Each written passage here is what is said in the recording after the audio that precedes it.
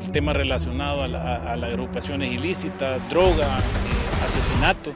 En El Salvador, hace 3 años, ocurrió uno de esos episodios que marcaron un antes y un después en la guerra contra las pandillas, un golpe tan fuerte y tan quirúrgico que dejó claro que ya no existía refugio, escondite ni zona blindada para quienes durante décadas sembraron terror.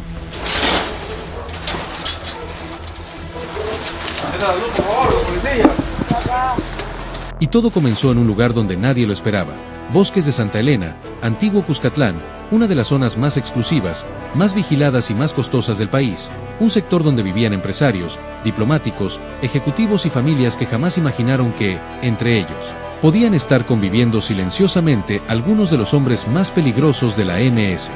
Aquella mañana, el Gabinete de Seguridad ya tenía semanas de seguimiento, de inteligencia, de cruce de datos, de análisis preciso.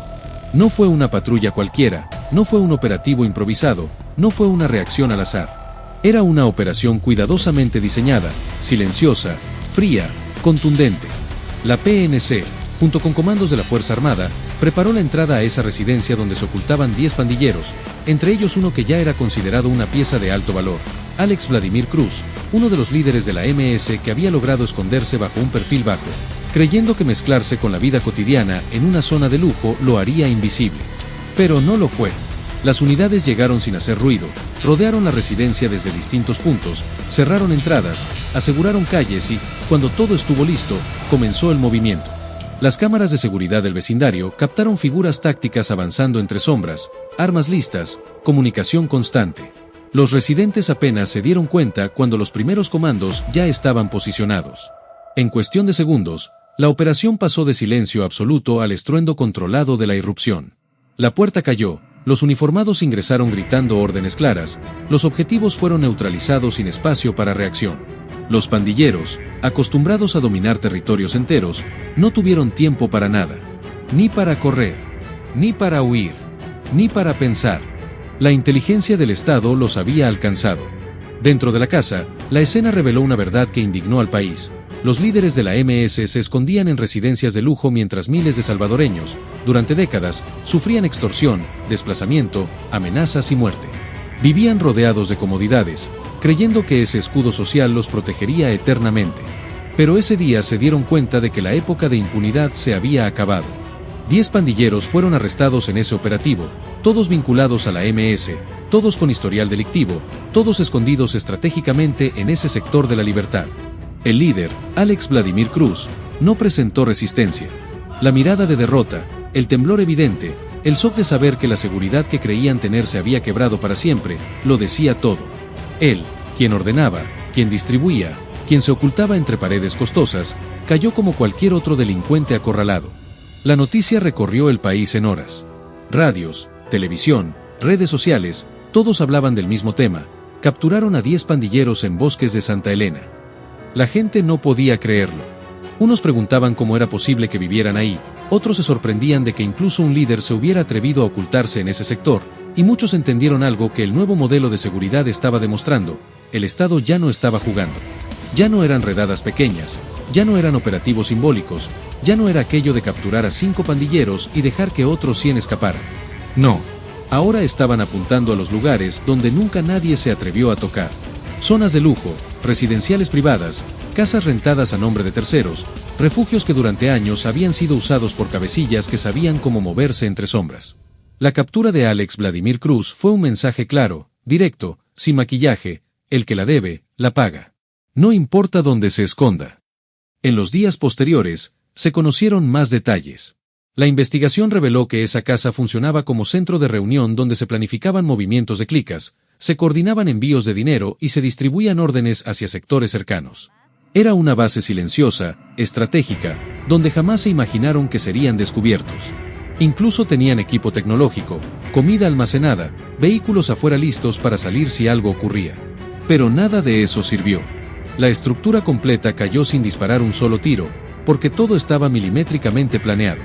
El Gabinete de Seguridad explicó que el operativo fue parte de una cadena de intervenciones mayores que buscaban cortar las comunicaciones internas de las pandillas y desmantelar sus nodos principales.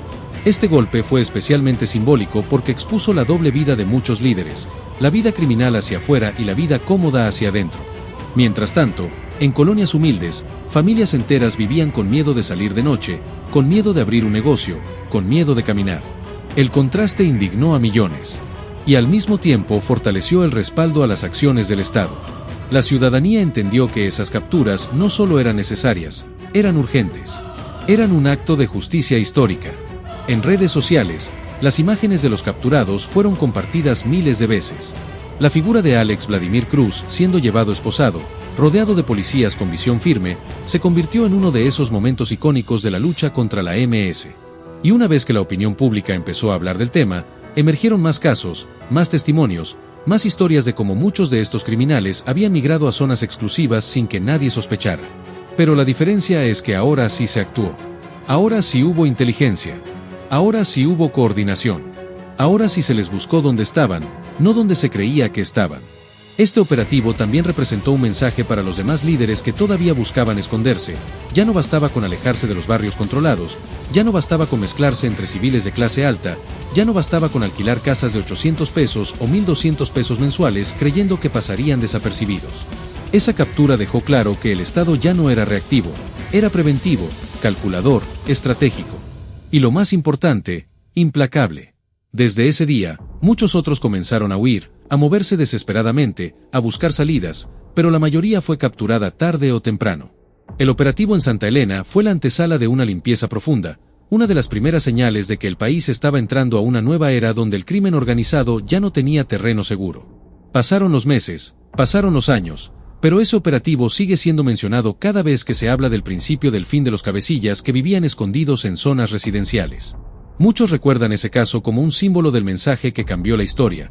Ninguna pandilla, ningún líder, ningún delincuente está por encima de la ley. Ningún escondite es suficiente. Ningún muro es tan alto. Ninguna residencia es tan segura como para detener la fuerza de un Estado decidido a recuperar su país.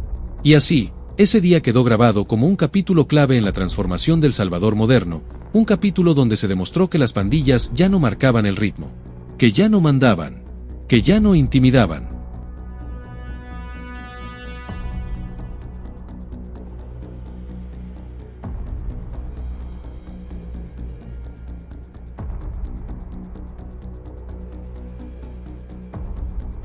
Gracias a todos por mirar el video hasta el final, espero que te haya gustado y así puedas volver en un próximo video. Cada día estamos informando todo lo que ocurre en El Salvador, así que ya saben, esto ha sido todo por hoy, nos vemos en una próxima.